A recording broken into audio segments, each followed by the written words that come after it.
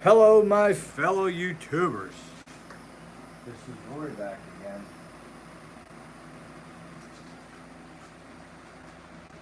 I think what we're going to do tonight is we're going to start off by going over the gyroscopic effects procession and how torque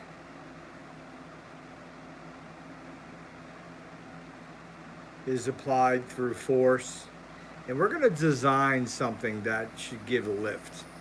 So basically, we're going to sit here and build. Hey, Jason. What's up, my bro Ham? We're going to go over some of the things I've learned in the last 2 weeks with gyroscopes and the Bedini wheel.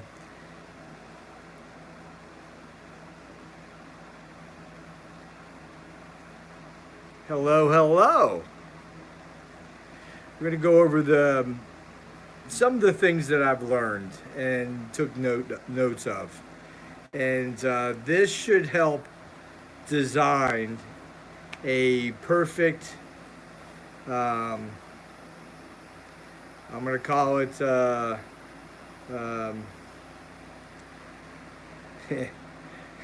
here's my nicknames I wrote down for this, but we're going to build together. You ready? Well, let's just say it does involve some over unity. And the true question is, what is over unity? Hello. And the first thing I nicknamed this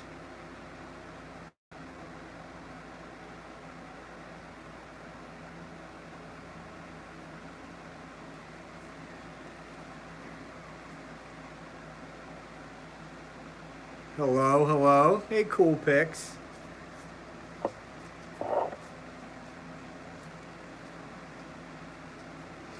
We're going to call it the Dagwood Sandwich.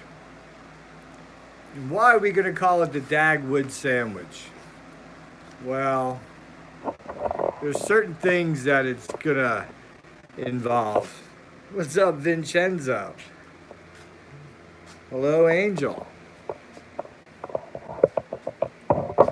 What it's going to involve is different types of particles.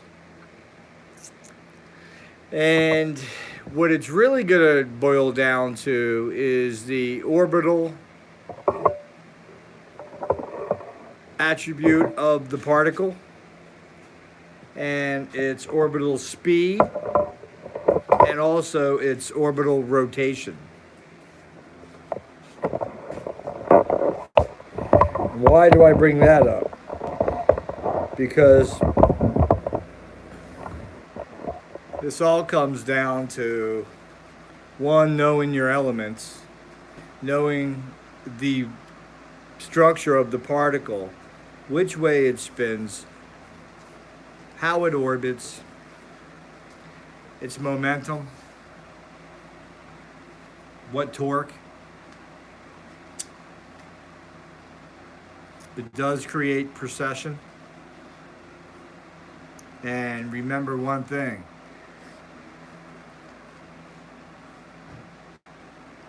That torque is always chased. It's like a dog chasing his tail. Always being chased by angular momentum. And that angular momentum is what I find fascinating. That would be in the atoms of the particles that I'm speaking about. Didn't talk about the particles or the elements that are there, but we're talking about different ones. So let's go ahead and start off. Let me see here.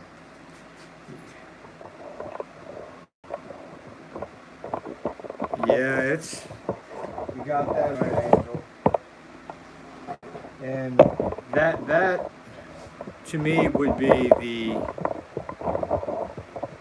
the reason I brought up over unity is because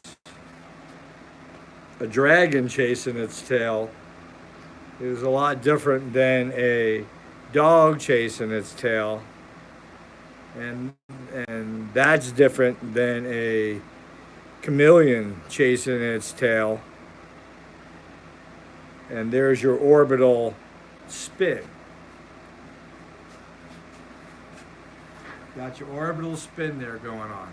Give me 2 seconds. We'll build up a few people, and we're going to go over some of the things that I've learned and with the gyroscope, all the research that I jumped into, took a bunch of notes. It's going to bring in some astrological stuff as far as Polaris and our axial, our rotation, our spin of the Earth. It's also going to hone down a little bit on this video and hone in a little bit on atoms, how similar they are or identical, as well as our machine here that we're going to put together, because this is the whole key here, is designing it based on empirical knowledge. Which the empirical knowledge, I got to give a good shout out to Lathwaite, because Lathwaite, I think in 82 or 83, 80 in around that time, he was doing a bunch of studies, and a lot with gyroscopic effects, and a lot with the magnetic river, he called it, with electromagnetic dragon, we'll call it. And that electromagnetic dragon seems to chase its tail when you take it from linear and turn it into orbital, which is make a conical. And when you get into conical stuff, you get into increasing the mass's speed. And that's the important thing. Remember, I just said that, mass. Guys, leave your comments up there. I don't see any comments. I don't see anybody having conversations together. What's up with the social network up here? I'm going to take a real quick little break. There you go. Accelerating the flow. Well, in this world of what we're diving into right here, accelerating the flow, increasing the rotational speed by adding more torque. And the torque can be added by the density of the mass. So I'm going to take a quick pee break, guys. Hold on, okay? Be right back. Dun, dun, dun.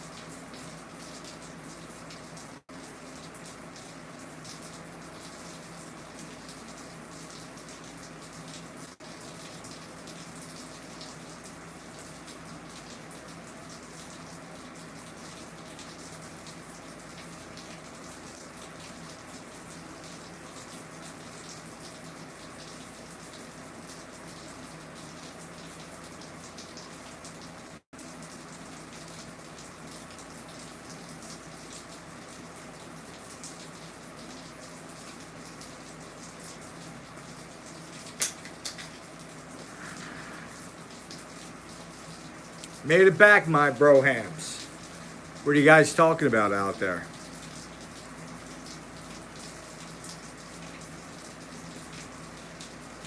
Thank you, thank you.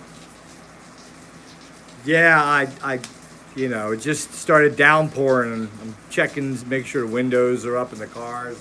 About 3 or 4 different people here with cars, so yeah. All right, let me just get my stuff over here.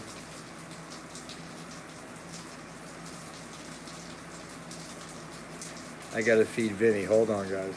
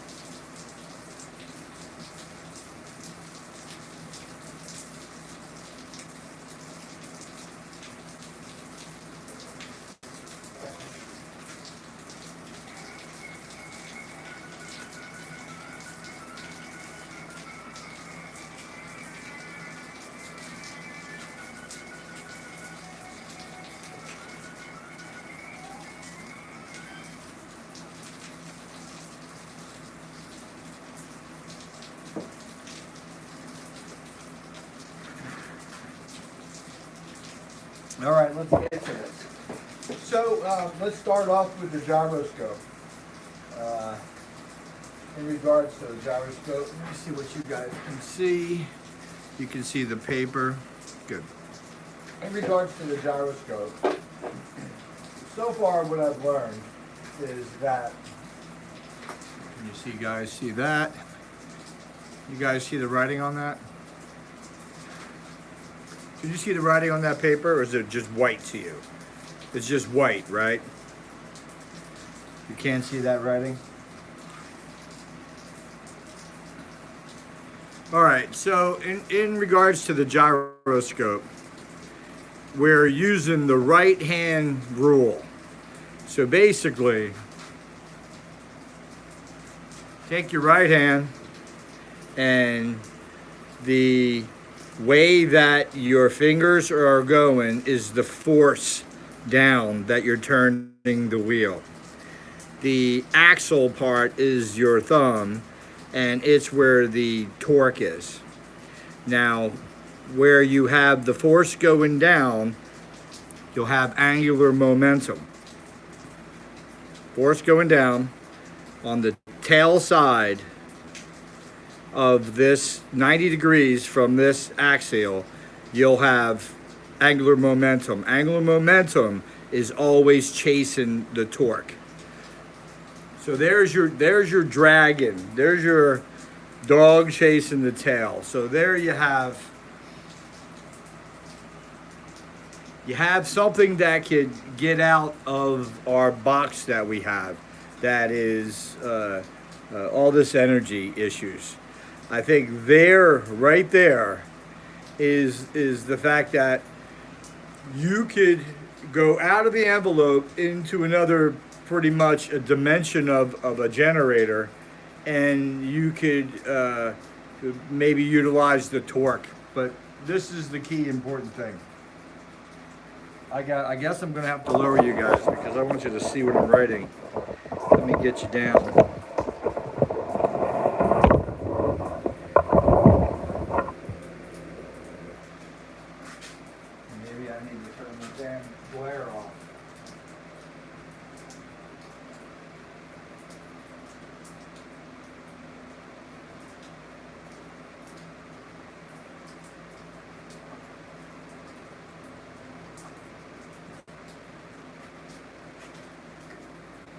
Whoa, shit, look at that. You can see that writing really good, huh? Can you guys give me a thumbs up? Can you see the writing on my paper real good?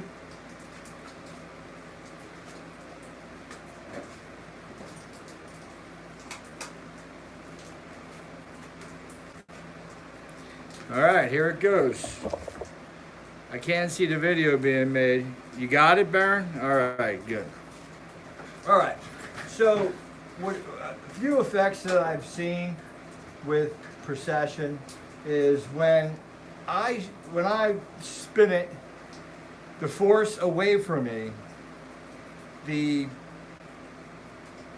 right hand rule says the force is going downward and the spin is this way, my thumb out there is where the torque,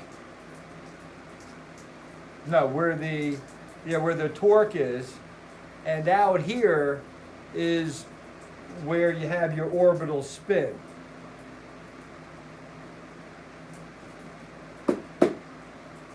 So, I've seen some videos out there where they were taking 3 gyroscopes. And I don't even know if they knew what they were doing. And these were like older videos where they took, one was on an angle like this, one was on an angle like this, and then I think this one here did that. It was some kind of angular gyroscopic. So let's go over that right now, because I don't even think they knew what they were doing in a certain sense. So if, in order to get lift here, and that's what they were trying to do. They were trying to get lift there. This, we'll call this the stand. All right, that's the stand. There's a G for gyro, G for gyro, and a G for gyro, okay? And these here are pivot points.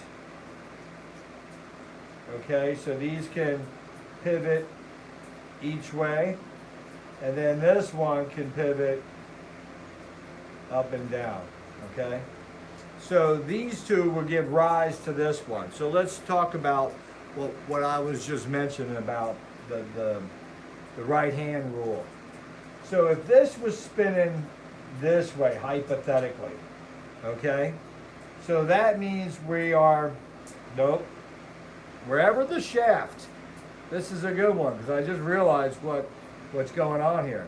Wherever the shaft is where the angular momentum or angular is. So, or the torque, we'll call it. So the torque is going to be on this side, torque is going to be on this side. That means that the spin is going to be not that way, but rotating that way. So put the torque here and put the rotation going out this way. Okay? Same thing over here. That this would have to be the torque right there, and that means it's rotating the opposite way. Very important. And listen, I'm just working this out from the knowledge I've learned in this last week and digging on to different patents and some lectures. But right there, without anybody telling me, just from the right-hand rule, we know that this gyroscope is turning upward. This one's turning downward. So, we're going to have an axis right here, where two of these come to this axis. If this axis all of a sudden does what? Anybody know out there what happens at this center part? Gives rise, don't it? Well, this is how it gives rise. Let me pull out my little note here. Torque, the angular momentum of an object in the direction of the torque. So, if we want to have more torque because the angular momentum is always chasing torque, think about this. Right here at this axis, where these two shafts join, they also join with that center shaft. Creates a force. I'm going to call that sucker F.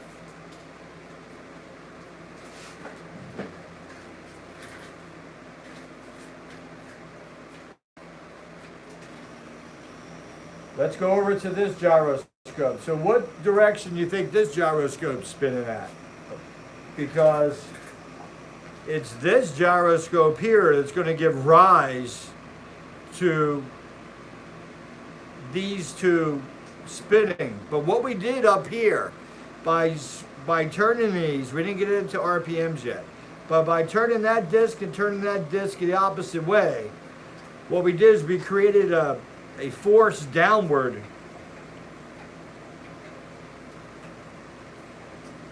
right there. But there's some kind of phenomenon going on with the gyroscopes that the force doesn't equate to the mass that the objects are. So the mass of the weight of that gyroscope and the weight of that gyroscope is putting a force at this spot, but it's not as heavy when these are in motion versus when they're still. Just, I'm giving you guys food for thought here.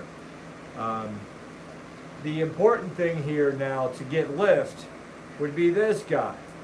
You can see that the angles of these are really based on their own precession. So if you looked at my video with the gyroscope, you can see when I had it and I went up with it on a upward angle and then it started to orbit in that angle there, that it created a torque right here at this spot. And what it did was it pushed now that hole, put a lot of pressure, a lot of force from where it was hanging from the rafter. You guys see that, right? Where it's hanging from the rafter to the axle point where it goes out to the spinning disc had moved itself over in this direction. And even though it stayed up, but it compensated itself by this maneuvering right there. Very important stuff I noticed, and hopefully you guys who are doing gyroscopes or wanting to learn about gyroscopes or thinking about building a little machine like we're going to design right here, to me, pay attention, because knowing exactly what it does, and that's what I was sort of touching a little base on earlier with the elements and the particles in there, and how similar that things are when you get into a mechanical. This is a mechanical, guys. So let's go a little deeper. So now we're on to this disc right here. So this disc right here, we get our thumb. So which way do we want? Leave your comments. Which way do we want my thumb to go to give rise to this one right here? You guys see that good? Hope I'm not doing this for nothing. Can you guys see that? Is that seeable? So using your right hand, where do you want to raise this up? Where do you want your torque to go?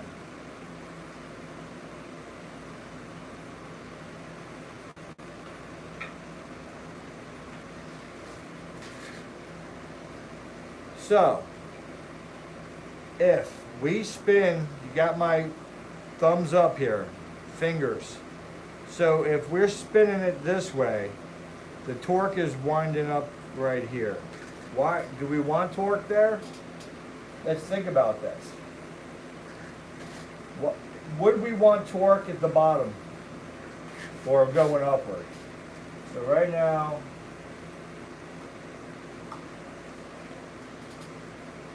we're talking about going upward with torque.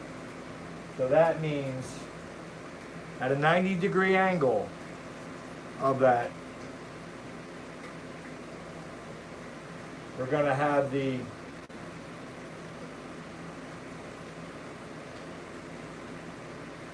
rotating body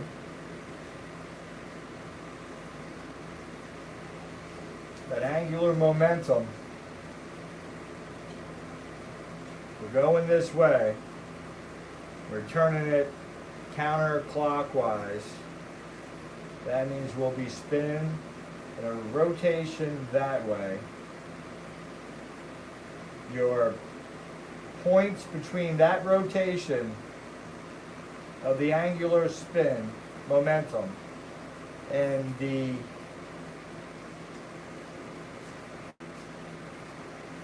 torque applied upward here. We'll call that T for torque. This here would be the A for angular. This here up here is D for direction. And obviously we can say that we have our right hand rule, we're doing it this way, and we're pushing upward. We're pushing upward.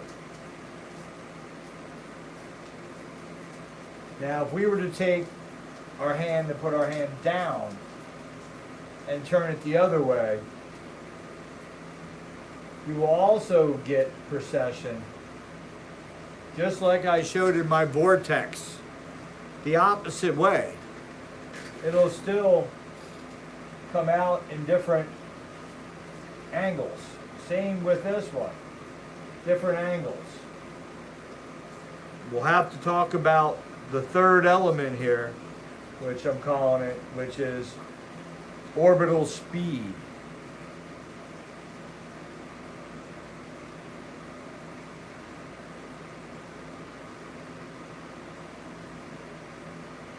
Orbital speed. So, if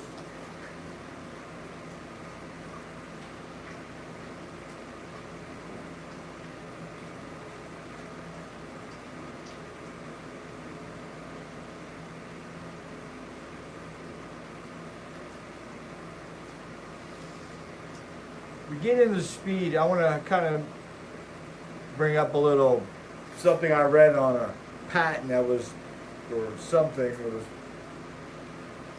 was talking about figure skaters. And it said, it was, let me see where I wrote that. It's talking about figure skaters.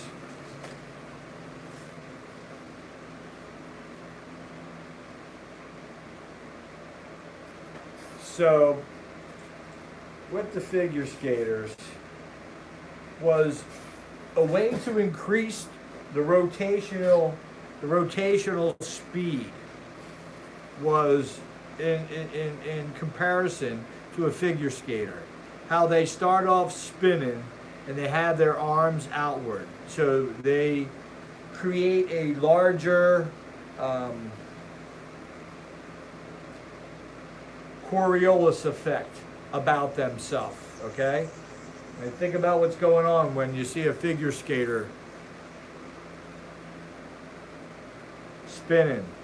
They start off with their arms out, so they're spreading out their aura, they're spreading out their mass, and they start spinning. And as they clutch their arms in and bring them tight to the core, to the axial part of their core, of their person themselves, they gain enormous rotational speed, enormous rotational speed.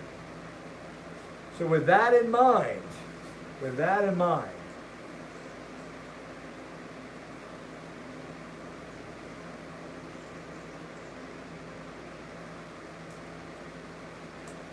the faster the speed of these discs, the greater the torque. Now remember,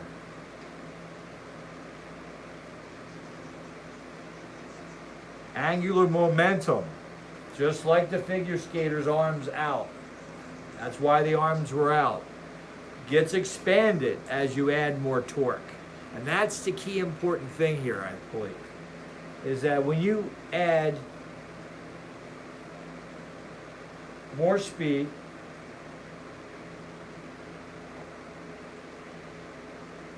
create stronger torque,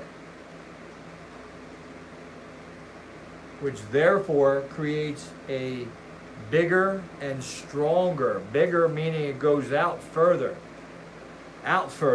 Like the skater's arms, meaning it would go out further, the more torque she had. So if that figure skater was not 90 pounds, and that figure skater was now 180 pounds, double the size of the first one spinning. The first one couldn't get going right away real fast, as fast as the one that's half the weight. But once the big one gets going, Oh my. It's like a cruise ship or a train. You ain't slowing it down. You ain't stopping it on a dime. You got a lot of mass with a lot of energy in there. Trapped. And it's caught up in what? It's caught up in that speed. So you would have greater, with the double the weight person, you would have greater of torque, greater span of rotational angular momentum. And remember that one's chasing itself.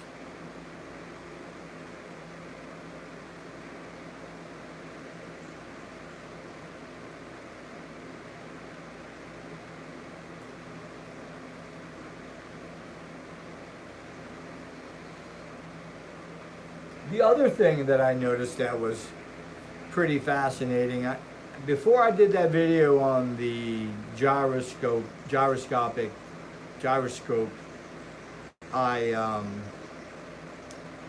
I did a lot of little tests for about 2 hours in the heat. And what I did realize is that the orbit, when it's in precession, the orbit,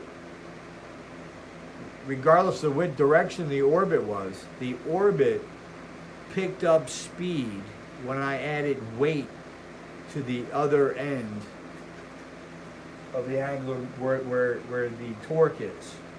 So when I added weight to the torque, the orbit picked up speed. Very important. Very important.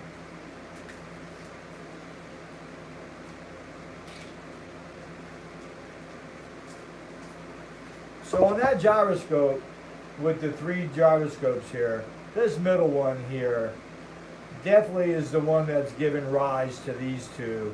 And it's not much, so I don't really take much to this design that was done, I'm going to say in the 80s, from some chap over there on the other side of the pond from USA.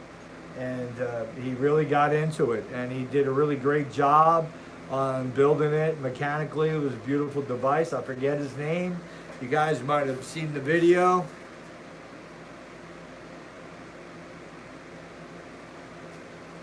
Wish I caught that statement. See, I'm not even looking because I'm down here, and really the visual of this, what you're looking at, is up top looking down, so I can't see. When you leave a comment, I like to respond back, so this is not really cool. But I figured I'd blow this out for you guys because it was on my mind to take my notes and share it with you guys. And this, hopefully it helps in any form or way to understand that that it's. Let me see. I had a good note here. Let's see what I wrote. I wrote.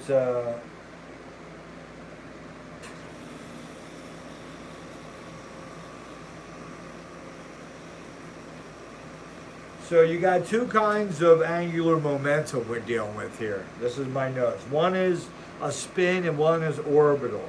And one really counts on the other. They both become part of the whole picture.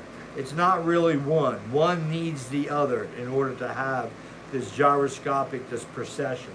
This thing we call precession. So one has to have the other.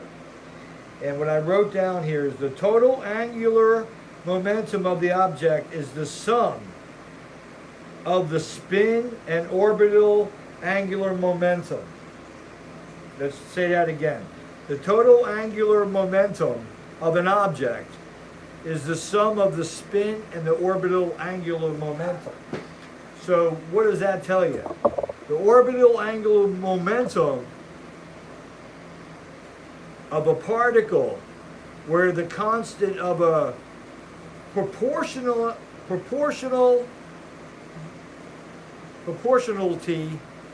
depends on both the mass and the particle and its distance from its origin. So this is mind-blowing to me when I hear that. Hopefully you understood what I said. that that in how we make power is electromagnetically, and that, or atomically, we make power. And there's many different ways of making power, don't get me wrong, but I'm just saying in a general that electromagnetically is bound by Maxwell and Lenz's laws, and those Maxwell, Faraday,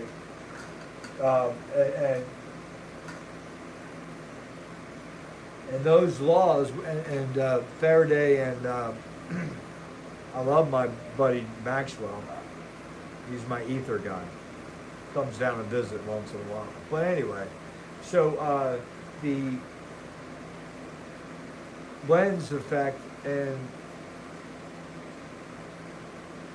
the laws that are put on that electromagnetic, you ain't going to get any more out of it than you can. So it's sort of a failing attempt to think you can overcome and bring it down to zero where there's no resistance.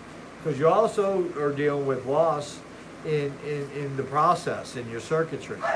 So just on any coil or any kind of whatever you have as a load, not only are you trying to recapture that load, but you're going to have, in general, this is the rule of thumb, in general, you're going to have about a 23% loss of energy, just in general.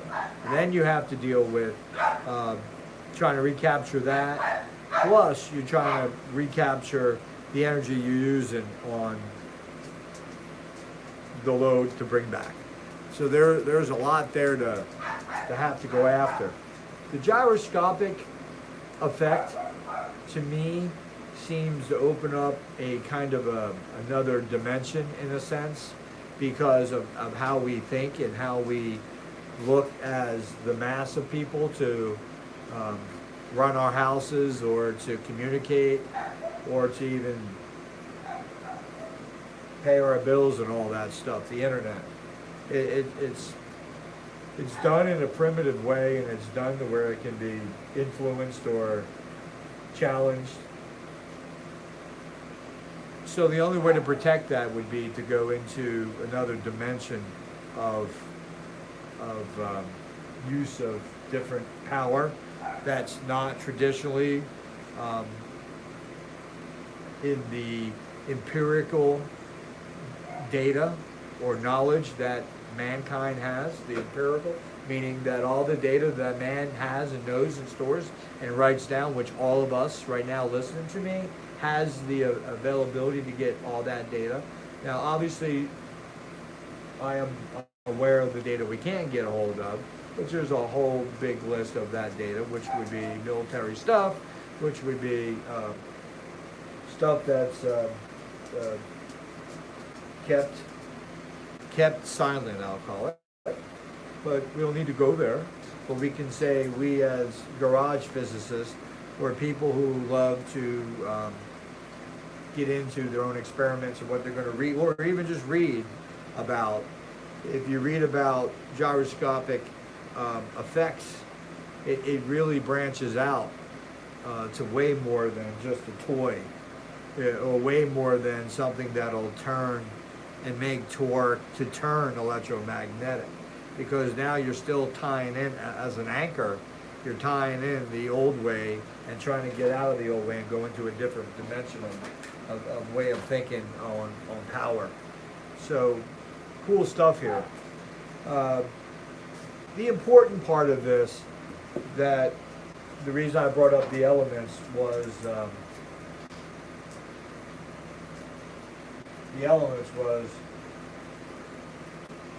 atomic. Because when you get into precession and you get into this torque and this orbital spin, and the fact that the orbital spin will chase the torque, and that torque goes up by the speed of this orbital mass. That mass in motion has a dynamic about itself. And that dynamic opens up my mind into an atomic way of looking at how the mechanical part of this is functioning. Because to me, atomic means that what are we spinning?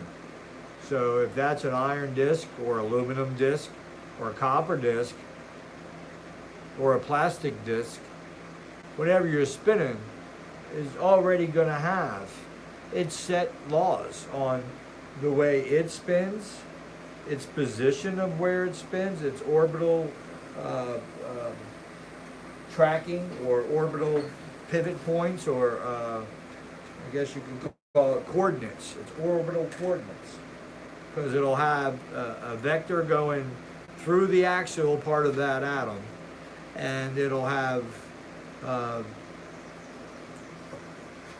particle or many particles spinning around that nuclei, which we call a neutron and a proton. But then they say electrons orbit, and then there's different layers above the next layer, and they call those shells. But the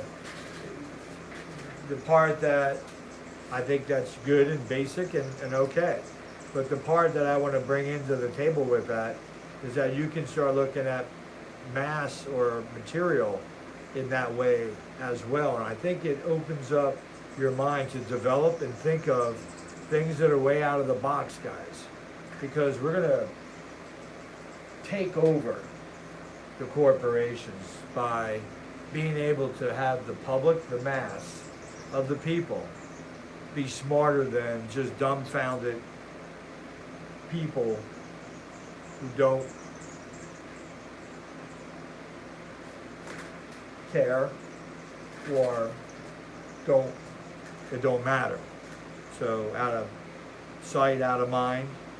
But the people who spend a lot of time on building and developing, even the trained people, it's good for them to get out of the box of the traditional ways they're taught, because they're not going to be able to break out of their own realm if their ways are set on laws that are based on certain things that really only confines them to one damn box that they're supposed to focus on. And that's not the way it's supposed to be for us people. Now that we have the internet, the whole world is watching. That means the whole world can think about it. The whole world can make the choices, not a few people. Atomically, I'll dig a little bit more into what materials the disk would be and what benefit. We'll go over different elements and what benefits do we get from different elements. So leave your comments. It'll be obviously a copper. It could be a copper disc. It could be aluminum disc. It could be a bismuth disc. It could be a lead disc. It could be a spinning disc of water. It could be a spinning disc of mercury. It could be a spinning disc of tin, nickel, brass, iron. Before I build and start designing this, I think all those elements, I have to do my research now to find out what orbital spin do they have, how many protons, how many neutrons, and how many electrons based on where they are on the element chart. That'll tell me that. Simple stuff there. But the element chart doesn't give you spin and all that. So I have to dig a little deeper and get into spin and how many. They call them shells. And you'll have your center. Usually that'll have the proton and the neutron. And the neutron. And then you have an orbit, and you could have another orbit, you could have another orbit. They say on the first orbit, I think it was always 6. 6 or 4. Damn, I gotta do my research. It's either 6 or 4. Leave your comment. So, never less of. So, actually, no, my bad. The first one's always is 2, I think, 2. And then it steps up The next one, I think, is 6 or 2 or 4. But it steps up in shells, and you got to question, why is there another orbit? Why do they need that much space? But that comes into play, I believe, where the mass itself, like lead. Why is lead so dense? Why is gold so dense? Why is bismuth so dense? So that's, in an atomic sense, that the particles are big. So I would think they need a bigger orbit to spin 2 particles, then a bigger orbit to spin 4 more, then another orbit to spin 6 more, and so on and so on. So that's how mass. And now that mass of an atomic particle, we don't get to see, but we get to see itself, like a brick or a piece of gold, whatever it is, we get to see that. And to us, we just take that, set it on the table, and it's mass, not in motion, stays in motion. But all of a sudden we get that mass, and we put it in rotation and start spinning. What happens, guys? You got it. The same thing we just started to talk about, that it starts following laws in itself, but laws that we're not familiar with, laws that are outside our box, outside our envelope. So the trained individuals that aren't into out of the box envelope stuff, you know, they're into just basic design, and they may be a little freedom to go a little bit, but they have parameters what they can or cannot think of in their development phase of theories for stuff. But what I'm getting at is, so atomically, you got your mass, and you're going to have a rotation on that mass, okay? And your rotations, then you're going to have your angular momentum. So it's going to have the same thing, and it's going to have an axis somewhere in there. And that axis is going to have a spin, it's going to have torque, and then you're going to bring in another part, is speed. And that speed is the cat chasing its tail, because now you can almost make it, I think you can make it a closed loop circuit to where it's not open. So right now if you keep adding speed to the disc, okay, and the disc itself creating more torque, and then the angular momentum is expanding its way. So the angular momentum is, remember that I said the skating person with arms out? So if this was the person, and these were the arms going out, what you're doing is creating a bigger space of mass for the person. So you're creating the same, you're expanding outside that atom. So that's why it's important on the elements that are in what these discs are made out of. Or do they need to be layered? Or do they need to be stacked? These are very important things that I just want to bring out there, give you guys some food for thought. Sorry about not spinning the wheels. I apologize for not having any lightning. No thunder, no lightning, no spinning stuff. But I gave you a light of an oscilloscope. Put nothing on it, but hopefully you enjoy. Oh, yes. Oh, I'm glad you said that, Tommy, because you know why? I came in here today and everything's piled all the way across here, and I just sat there and I was depressed. I walked in here depressed. The only way I could clean this is, it was mind-boggling, and not only was it mind-boggling, I didn't know where to start. But the only way I could start was knowing that everything had its place of where it goes. That's the only thing that saved my day. I'm going to go put the light on. The only thing that saved my day was the fact that everything that was there stacked and packed has a place. So I just put it all in its place. And guess what? Not much on the table. I'll show you what I did do. So I took all those little batteries, organized better. I got my two big, beautiful, barely used deep cycle marine batteries, giving them a beautiful charge right now. And then I got all my other batteries here broken down in segments. So like this first row is any battery that has 12 volts or over. The second row is any battery that has 11 volts and down. And then the third row of batteries is the ones that are below 11 volts. They're the ones that, if we're gonna take the Bedini wheel and do some desaltating batteries, we'll put them through the test and see we'll bunk it or not, but we'll see if it really brings them back to life. Because what I've really heard was you're not using the Bedini for charging. Some say that it does and all that, and it does charge.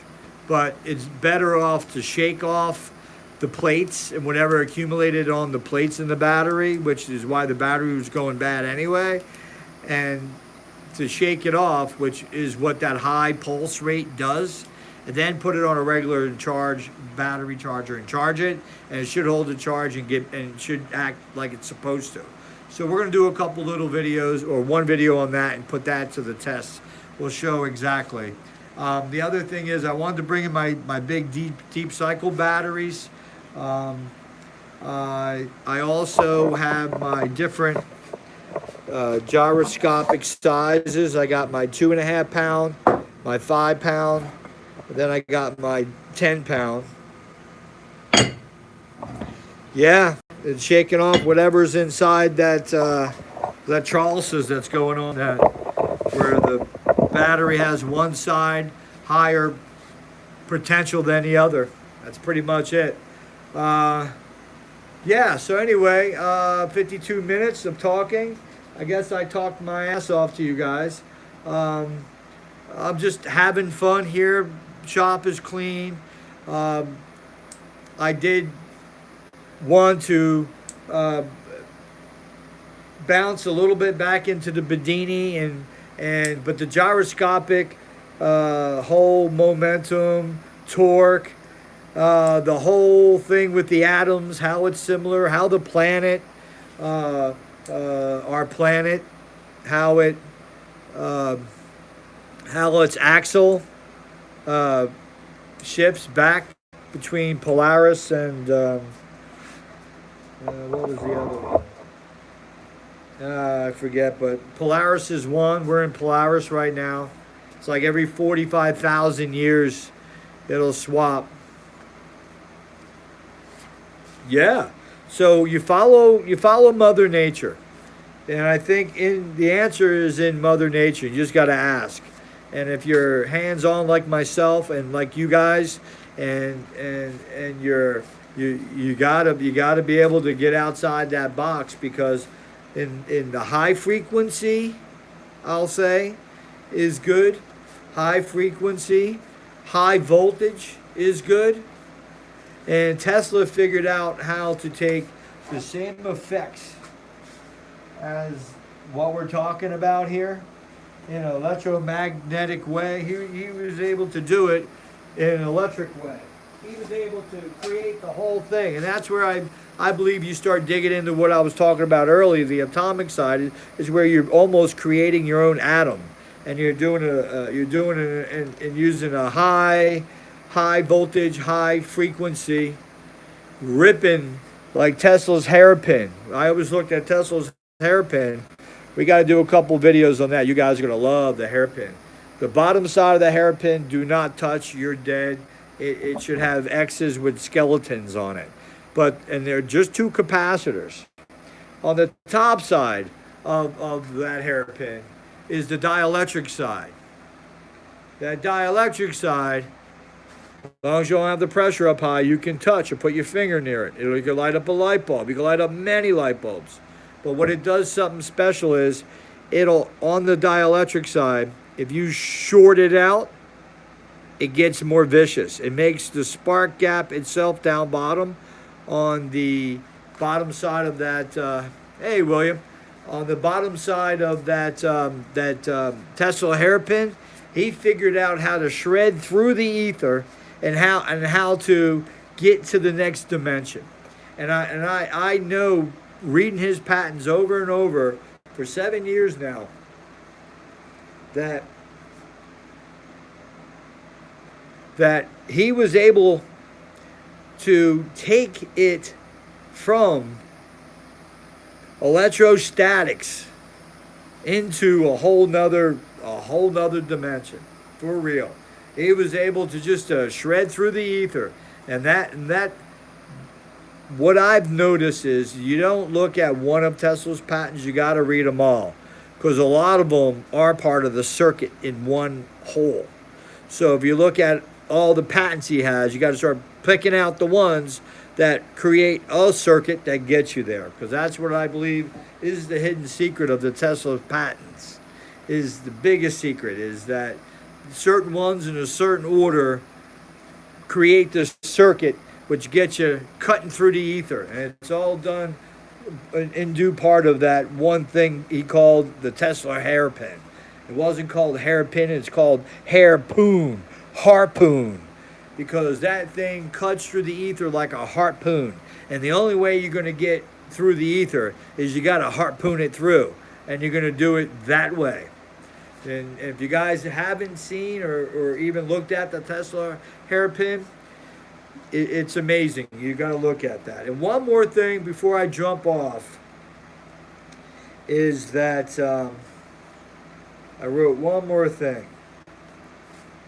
This is the gyroscope effect, and this is what I caught on to with the gyroscope effect, is that the increase of the rotational speed of a spinning object has high potential rotational rates of neutrons. So what I'm getting at is like a neutron star and the Coriolis effect and the precession of a gyroscope all seem to have similar attributes about themselves. When you take mass and spin it in high speed, high frequency. Now listen, everything you spin, regardless of how tight your axial point is, you're going to have a wobble. You're going to have this thing that you would call a wobble. Very important how that comes into play. We'll get into that on another video. But when you have the Coriolis effect, precession of a gyroscope, and a neutron star that totally off center, you got that, Tommy. When you got a star that implodes, turns into iron in the middle, and turns into a neutron star, what you actually did is you shook off all the things that were restraining on you. You shook off all the everything from you. It's sort of like a human being shaking off all their problems. When that star no longer, think about this, that's our star has attached to it everything in its solar system. We're resistance. We're a lot of stress and a lot of tension and a lot of mass to be attached to that star that's hurling 70,000 kilometers through space and dragging us along with it. Once it's no longer stripped itself from all of us and it's no longer a star, they say that the star, and when it turns into iron in the center, it no longer is a star, and then it gains rotational speed and turns into what's called a neutron star. To me, the neutron star, without knowing the information, the neutron star to me was always a pulsar, which a pulsar is something that's a higher frequency than your normal galaxies run in, but what it is your connector for all the galaxies to be connected together as all the universe and the other universes attached to it, because I'm pretty sure that it's a continuum, that the universe has a mirror image of itself, so it's a continuum. So you can really look down the chain how small we are and how big the whole enchilada is. You guys have a great night. Hopefully I didn't